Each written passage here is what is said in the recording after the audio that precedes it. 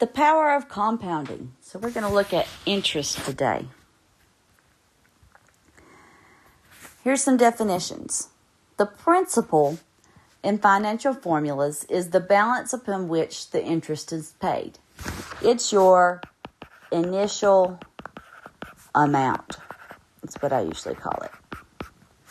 Simple interest is interest paid only on the original principal and not on any interest added at later dates, while compound interest is paid both on the original principal and on all interest that's been added. So simple interest you would just factor once, while compound interest could be compounded monthly, daily, quarterly, whatever. And let's say if it's compounded monthly, then let's say you've got $100. And at the end of the month, you've got $6 in interest. So now you have $106 in your account. And it's compounded again at the end of the month. So we're going to compound on the 106.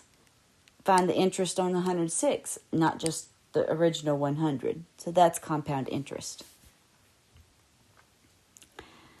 Interest formula for interest paid just once a year is this. A equals P times 1 plus APR to the T. A is the amount that accumulates in the account. P is the principal. APR is the annual interest rate. In some books you might see that just written as a little r. And T is the time in years. So while banks almost always pay compound interest, bonds usually pay simple interest. Suppose you invest $1,000 in a savings bond that pays simple interest of 10% per year. So you've got 10% each year, and then it's compounding each year. But you're getting added the interest once per year. So we use that formula. How much total interest will you receive in 5 years? So we're going to use A equals P times 1 plus the APR to the T. Your principal amount is $1,000. That's what you're starting with. The APR is 10%. We change that to a decimal, so 0.10, and 5 years. So we end up with $1,610.51. That is how much is in the account after 5 years. Total. We wanted to know how much interest. So we would just to find the interest,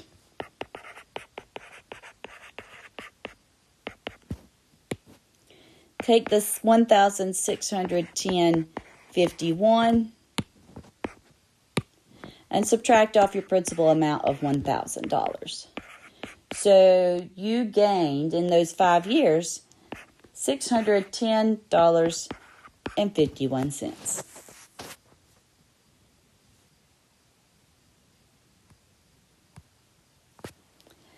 Here's the compound interest formula. A, again, is the amount that accumulates. P is the principal. APR is still the rate. T is the time. But now there's this N. N is the number of compound periods per year. So, for example, if you were to compound monthly, that would be 12 times a year. Quarterly, 4 times a year. Semi-annually is twice a year. And daily is 365 times a year. This is a table you can go over if you want. We're not going to focus on it. Or that one. Let's go on to an example. You deposit $5,000 in a bank account that pays an APR of 3% and compounds interest monthly.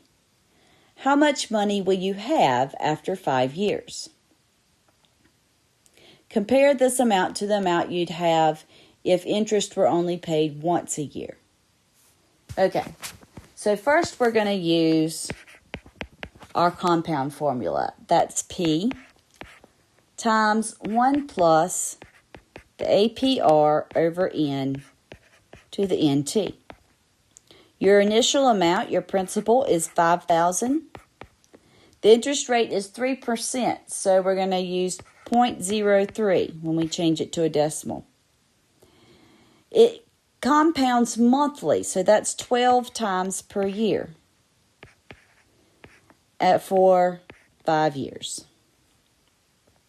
Now you can simplify this a little bit before putting in your calculator, but be careful. If you get a really long decimal in your calculator and you don't have a calculator that lets you just go ahead and multiply or divide or subtract whatever you need to do from there, then you need to enter back in that entire long decimal, believe me. Because when you go over to my math lab, if you've got rounding error, even by like 1,000th of a point, it's going to count it wrong. So make sure you use all the decimals you can until you get to the end. But if we take 0.03 and divide by 12, we get 0.0025. Add 1 to that, and that's 1.0025. Notice I'm not rounding to 1.003. 12 times 5 is 60. And you can put that in your calculator where, with order of operations, do not take 5,000 and multiply by 1.0025. Order of operations says you have to do exponents first. So in your calculator, you're going to take 1.0025, raise it to the 60th power, and then multiply by 5,000. You get $5,808.08. Then it wants us to look at what if we just were paid once a year in interest. So we're going to go back to that first formula, P equals 1 plus the APR to the T, without compounding. So 5,000 times 1 plus, still an APR of 0.03, and still at 5 years. So that's 5,000 times 1.03 to the 5. Again, 1.03 to the 5th, then multiply by 5,000. You get $5,796.37. Let me stop and give you a little hint here. As we're going through this section and the next couple sections, it is a good idea for you to get out your calculator and make sure you get the answer that I'm getting here, okay? Because if you don't, you know you're doing something wrong and you need to play with it before you go to try to work on your homework. And if you still can't figure out, if you're trying on these notes here and you're not getting the correct answer, then you can email me and I will help you figure it out. Okay, so we can see that then one of the accounts pays more. The compounding account pays more. Compounding pays more. So you like compounding if you're talking about a savings account. You don't like compounding when you're talking about a credit card or a loan.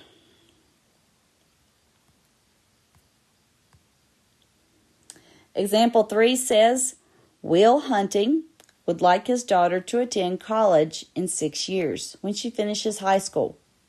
Will would like to invest enough money in a certificate of deposit, usually call that a CD, now to pay for his daughter's college expenses. If Will estimates that he'll need $30,000 in 6 years, how much should he invest now in a CD that has a rate of 2.5% compounded quarterly? So we're going to go back to our formula, our compounding formula.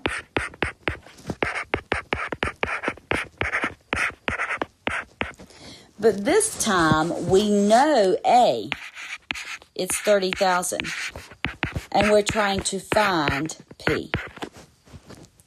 The interest rate is 2.5, so that's as a decimal 0.025. It says it's compounded quarterly, so 4 times a year, and for 6 years, so 4 times 6. Let's go ahead and simplify this a bit. 0.025 divided by 4 is 0.00625. Add that to 1, we get 1.00625. And 4 times 6 is 24.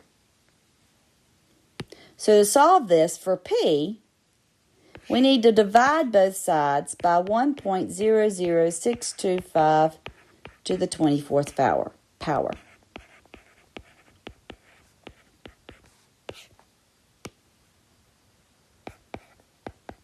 So P will be 30,000 divided by 1.00625 to the 24th power. Okay, now if you've got a graphing calculator, you can put this in here. Just be careful with your parentheses. If you don't, you're going to have to take first your exponent, so 1.00625 to the 24th power. And then you have to write down that number to as many decimal places as your calculator gives you. If it gives you 10 decimal places, write them all down and type them back in. Then divide 30,000 by that number. And you should get $25,833.30.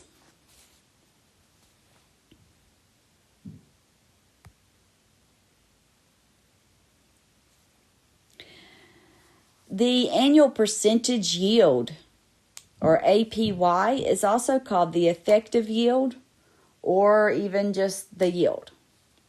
It's the annual percentage by which a balance increases in 1 year. It's equal to the APR if interest is compounded annually. It's greater than the APR if the interest is compounded more than once a year. So it's basically how much interest was in the year instead of, like if it's compounded quarterly, how much interest was gained overall for the year instead of each quarter.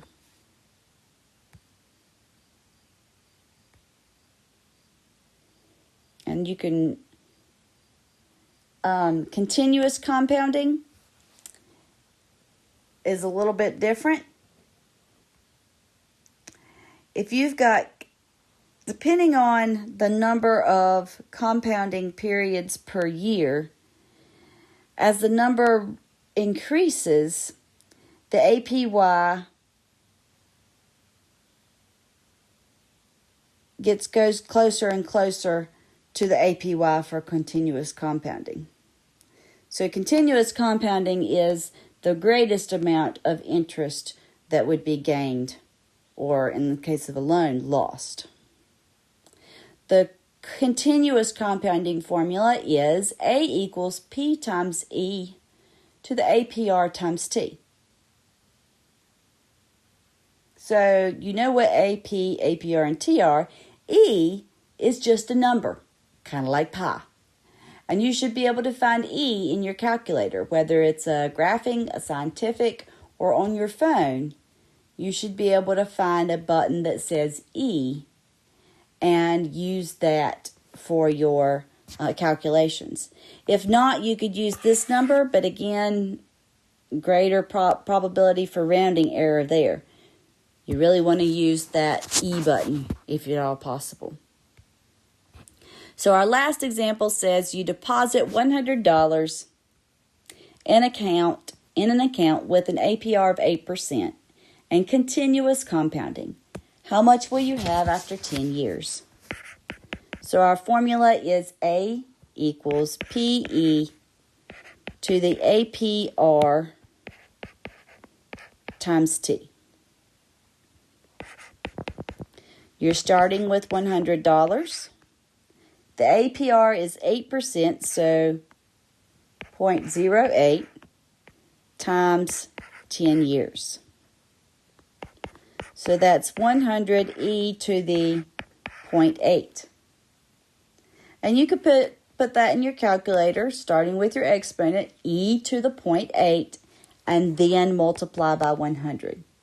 You should get $222.55.